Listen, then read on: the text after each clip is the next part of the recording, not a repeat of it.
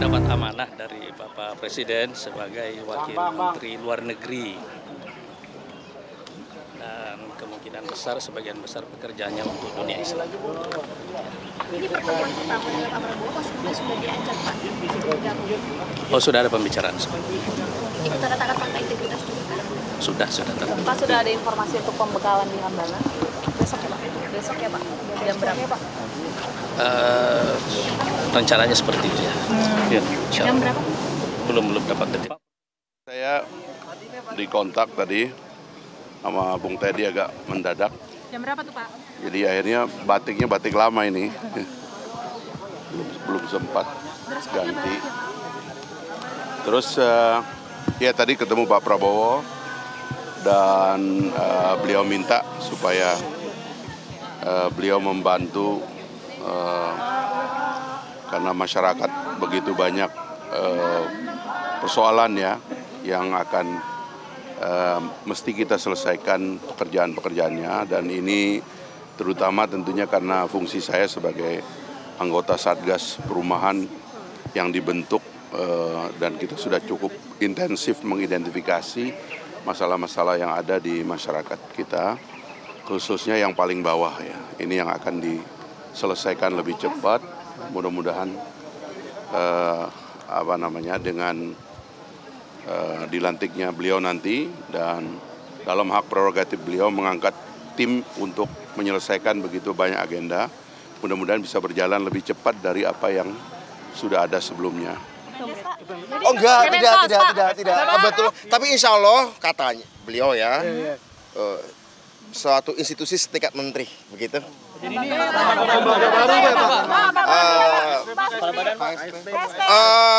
Saya belum dikasih tahu yang persis apa, tapi insya Allah mungkin lembaga baru. Tapi yang tanggung jawabnya memberantas kemiskinan, mempercepat melakukan akselerasi pengatasan kemiskinan di desa maupun di kota, di gunung maupun di pantai, di anak muda maupun di orang tua, di anak-anak, segala macam.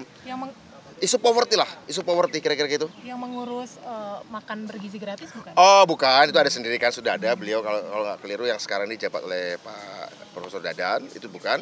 Kalau beliau kan memastikan bahwa ada makan tiap hari untuk anak-anak dari Ibu Hamil. Kalau ini secara keseluruhan. Mas, ya? Besok udah dikonfirm bakal ke Hambalang juga nggak? Oh enggak, tadi nggak sampai ke arah sana ya. Tadi di dalam pembahasan. Saya mendadak tadi di telepon minta datang ke sini, bertemu dengan Pak Presiden ya, Pak Prabowo ya, terpilih. Ya berbincang-bincang lah mengenai soal bagaimana perkembangan hukum di negara ini. Beliau meminta bahwa agar saya juga memberikan perhatian khusus bagaimana agar negara kita ini baik, ya. Perkembangan mengenai hakim juga dibilangnya supaya diperhatikan gitu ya. Dan banyak hal lagi yang lain saya kira ya.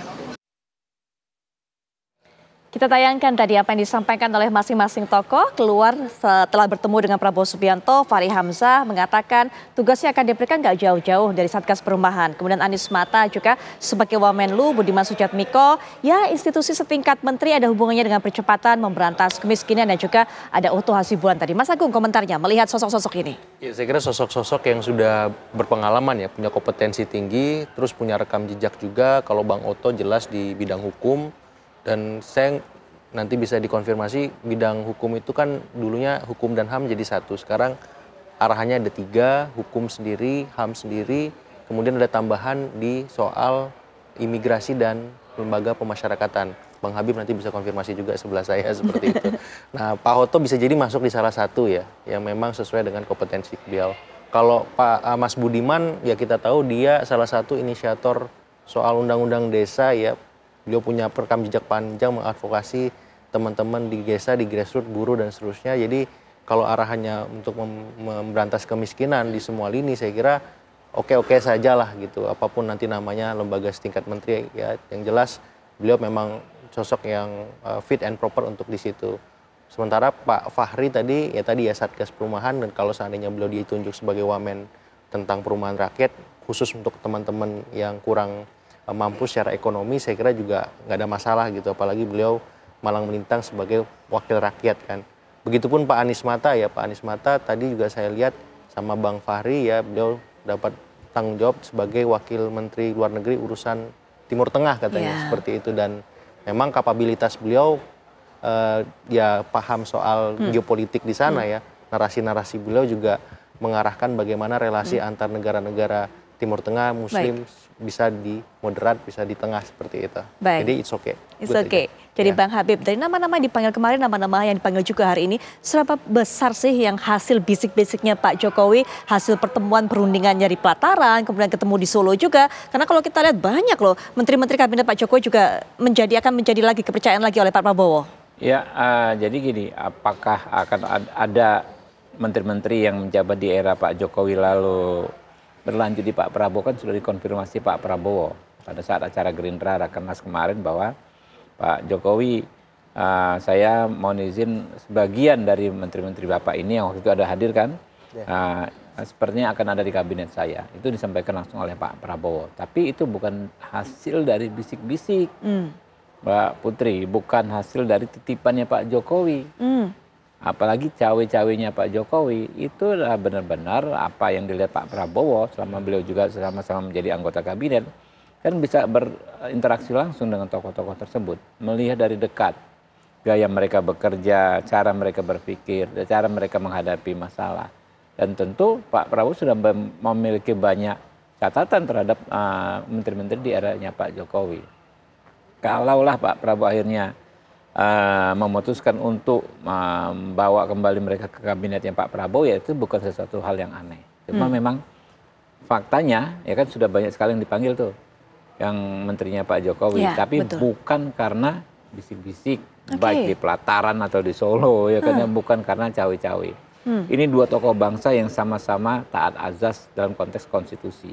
Pak Prabowo, Pak Jokowi kalau kita tanya dan kita lihat langsung sama-sama paham konstitusi lah ya, soal hak dan kewajiban konstitusional masing-masing. Kurang lebih begitu. Baik, lalu apa yang diperbincangkan kemudian saat pertemuannya begitu private di dua tempat tersebut? Karena banyak kemudian yang mengatakan, wah ini pasti nih ketika kemudian diumumkan nama-nama menteri ini hasil pertemuan kemarin. Bang Habib sudah mengatakan bukan. Tapi kemudian apa yang diperbincangkan, Bang? Ya tentu hal-hal yang lebih normatif ya, hal-hal terkait bangsa dan negara ini, soal keberlanjutan misalnya hilirisasi, soal apa namanya program-program Pak Prabowo ya, bagaimana makan siang gratis dan sehat bergizi tersebut ya, yang memang ini sudah digagas sejak era pemerintahan Pak Jokowi.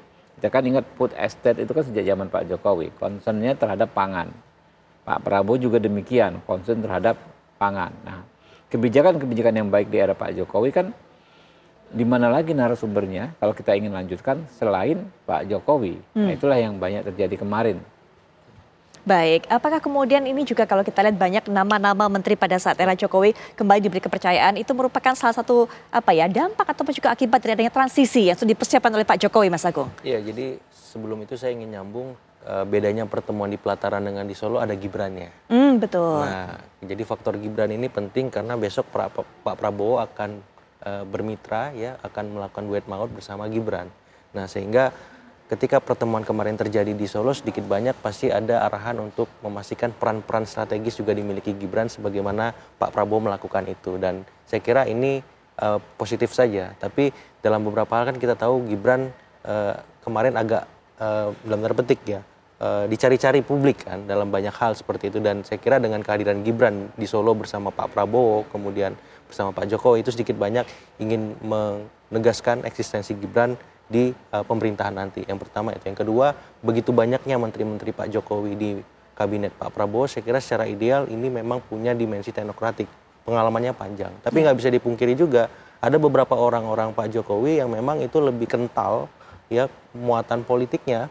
Ya kita bisa sebutlah beberapa nama yang itu memang dalam tanda petik itu adalah menteri ataupun wakil menteri yang memang punya preferensi yang kuat bahwa ada kepentingan ataupun arahan Pak Jokowi di masa depan dengan sosok-sosok tadi, supaya apa? Supaya keberlanjutan yang selama ini menjadi nafas dan narasi besar kampanye Prabowo Gibran itu tetap bisa terlaksana. Dan kita tahu ada beberapa program-program mercusuar Pak Jokowi juga yang memang masih harus dikerjakan. Kita sebut ada soal hilirisasi, digitalisasi, IKN, dan lain-lain. Dan orang-orang tadi sedikit banyak bisa mengawal itu, memastikan ini tetap terus dikerjakan begitu. Iya, kalau nama-nama ini bukanlah bisikan titipan dari Pak Jokowi, apakah kemudian Mas Gibran juga dilibatkan, Bang Habib, untuk memilih nama-nama ini? Sejauh mana kemudian pengaruhnya ataupun juga keterlibatannya?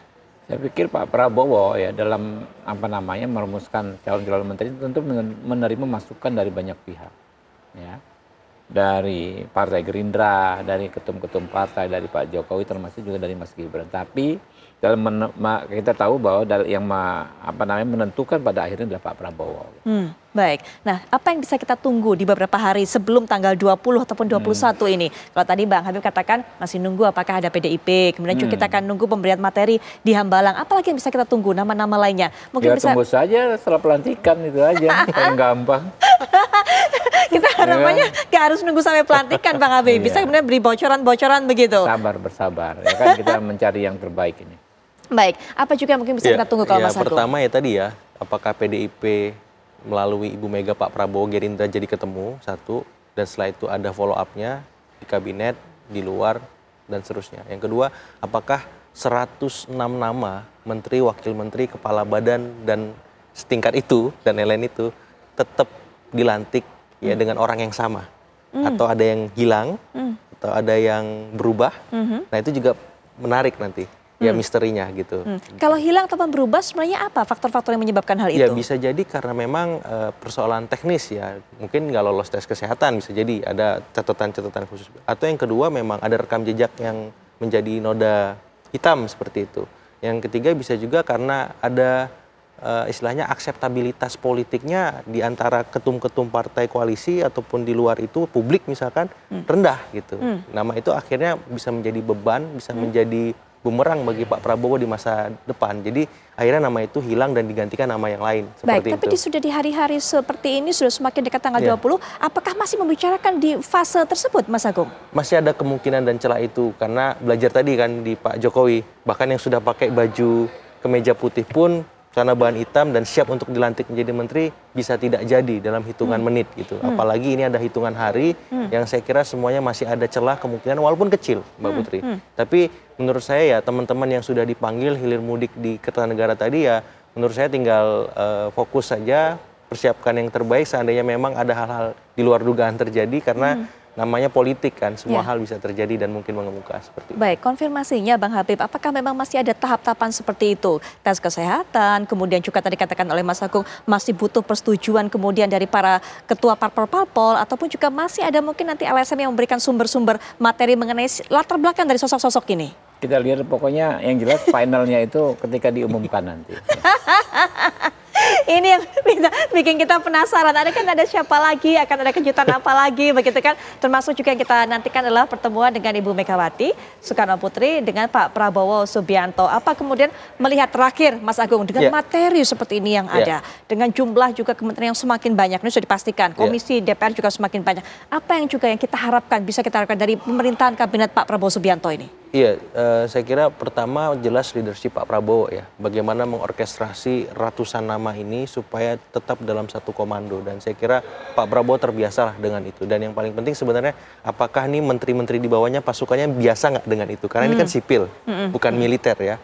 Jadi ketika ada sistem komando yang jelas, tegas, dengan etos kerja yang tinggi, disiplin tinggi, kualitas tinggi. Ini kan standar Pak Prabowo nih. Menteri-menterinya kuat nggak? Siap nggak? Nah kalau menurut saya ini masih ada waktu 4-5 hari dipertimbangkan. Kalau nggak kuat mundur aja gitu. Masih ada waktu. Kita nunggu, ya kan? Karena apa? Karena Pak Prabowo ekspektasinya kan besar. Pertumbuhan ekonomi 8% seperti itu. Nah yang kedua buat menteri-menterinya nih, ya persiapkan diri sebaik mungkin untuk mengejar target tinggi Pak Prabowo. Kalau memang siap, ayo. Kalau nggak, jangan memaksakan sesuatu yang tidak bisa dikerjakan seperti itu. Iya Pak Bang, mau ada terakhir lagi, mau ditambahkan. Iya mundur kalau nggak siap gitu Bang. Bukan. Itu bukan Pak Prabowo yang target tinggi, tapi ekspektasi rakyat. Oke, baik. Ya, Bang Habib terima kasih, Mas Agung terima kasih. Kita nantikan, tadi kalau kata Bang Habib, apakah ada pertemuan dengan Ibu Megawati, apakah ada nama-nama kembali yang akan merapat menghadap Prabowo Subianto. Masih ada beberapa hari ke depan menjelang tanggal 20 dan 21 Oktober.